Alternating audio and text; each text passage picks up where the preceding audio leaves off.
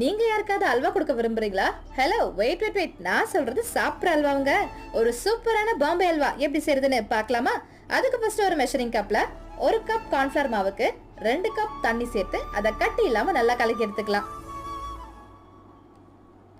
அடுத்து ஒரு கடாயில 2 கப் சுகர் சேர்த்துக்கலாம். நான் சுகர் கூடவே ஏலக்காய் சேர்த்து நல்லா பொடி பண்ணி எடுத்து வச்சுக்கிட்டேன். ஸோ 2 கப் சுகருக்கு 2 கப் தண்ணி சேர்த்து நல்லா கலக்கி எடுத்துக்கலாம். இப்போ இது நல்லா கொதிச்சு வந்ததும் இது கூட நம்ம கலக்கி வச்சிருக்க கார்ன்ஃபிளவர் மாவை ஆட் பண்ணிக்கலாம்.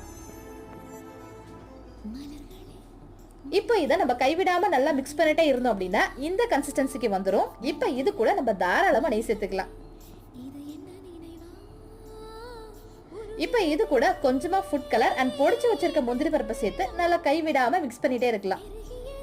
ஒரு சூப்பரான கெட்டியான கன்சிஸ்டன்சிக்கு வந்துச்சுன்னா இதை ஒரு பிளேட்ல டிரான்ஸ்ஃபர் பண்ணிட்டு மழைச்சாரல் மாதிரி முந்திரி பருப்பு தூவினா ஒரு சூப்பரான பாம்பே அல்வா ரெடி. வீட்டில் ட்ரை பண்ணி பார்த்துட்டு எப்படி இருந்துச்சு சொல்லுங்க.